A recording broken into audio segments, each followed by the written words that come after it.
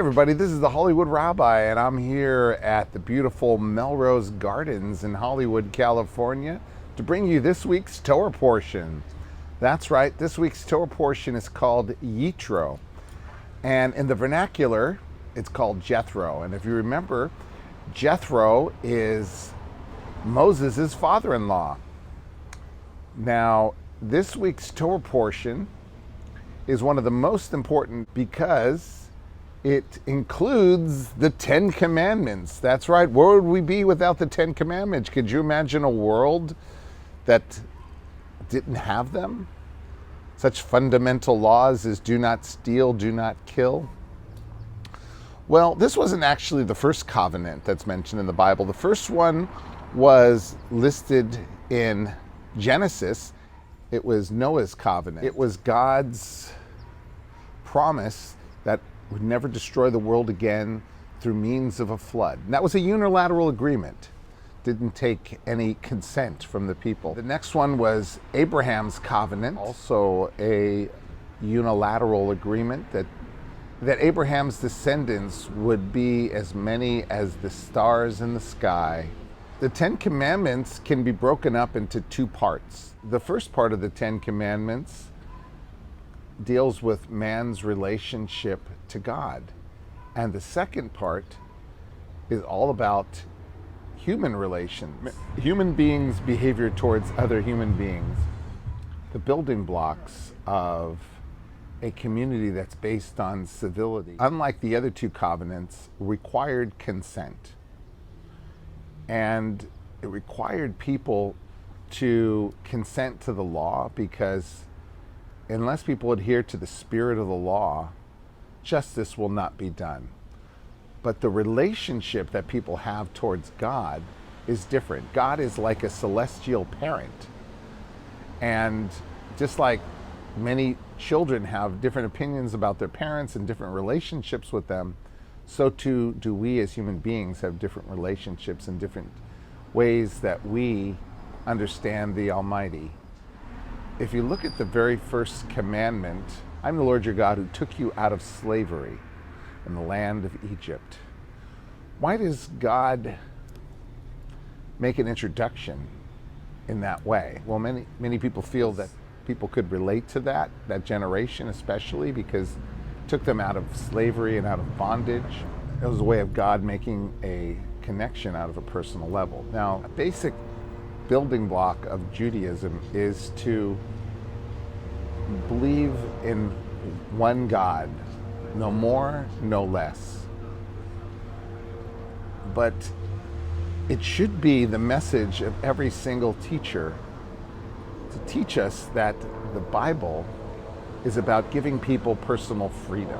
It's not just about living your life not being a slave, but it's about freeing yourself from constrictions, from burdens. And slavery is not the only one.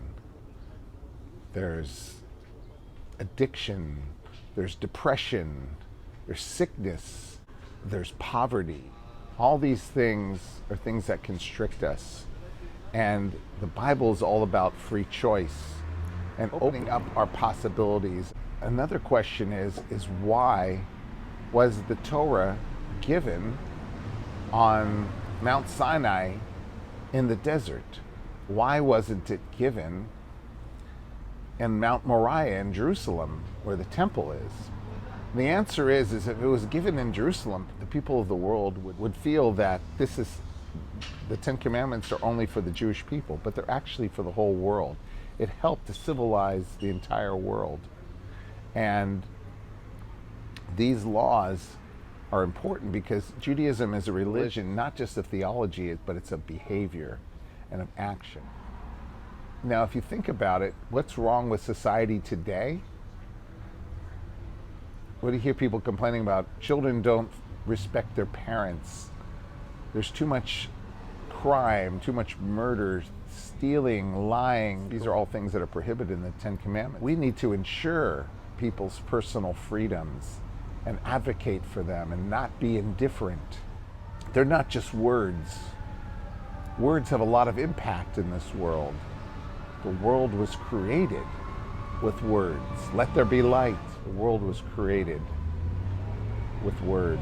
We're studying about laws from 3,500 years ago because they never go out of style. They have a message for us in today's society. You can't say, well, those people were primitive. They don't know what we know now. They knew that these are the building blocks of society. These are the things that are important, that are eternal. Now, the next question is why is this Torah portion called Yitro? Jethro. Jethro was Moses' father-in-law. He was not Jewish. A lot of people think he converted. There's really no mention of him converting in the text. He was a priest from the land of Midian. And again, it goes to show us the 10 Commandments are for all people to live in freedom and for justice. And at the beginning of the Torah portion, Jethro asks Moses to go back to his family, to give more attention to his wife and his children. Now, Moses was a man of action. He was involved in talking with God and talking to Pharaoh, and he admitted it early on at the burning bush that he wasn't the right guy for the job because he couldn't make small talk. It wasn't about him just being able to talk to people and get into the triviality. He wasn't the most popular leader. People even rebelled against him. It was said that his fatal flaw was anger. He didn't have patience. He didn't have patience to really be with his family. He was too busy communing with God, and his words are still spoken of 3,500 years later. So he definitely made an impact. But in his generation, he fell short because he wasn't able to relate to the people in a personable way. And I'll give you an example. He wasn't able to convince the Israelites to go back to their homeland. So instead they had to wander for 40 years. He wasn't able to reach them on a personal level. What was the final thing that held him back from going into the promised land? Well, it said that he was trying to get water from the rock, and he was supposed to speak to the rock, and instead he decided to hit the rock. He struck the rock. Now, what did this represent? There's a lot of symbolism in the Bible. Jewish people are known to be a little hard-headed. So what does he do? He strikes the rock. He hits the rock because he doesn't have patience. But, God doesn't give everything to all people. Moses was one of the greatest leaders of all time, but he lacked patience. He didn't spend the time he needed nurturing his own family. That's why his 2 sons really didn't follow in his footsteps as far as leadership. Who became the next leader was Joshua, his disciple. This week's Torah portion teaches us the importance of freedom, and that should be one of the most important issues involved right now for all people who are spiritual. It's not about being indifferent to the suffering of others, but standing up and advocating for them and being a master of our destiny and helping other people to become the masters of their destiny. This is the Hollywood Rabbi wishing you all a wonderful weekend, a Shabbat Shalom, health and happiness to you all. Thank you so much for watching, and we'll hope to see you next week. Let's all do our part to make this world a better place and advocate for those who can't advocate for themselves.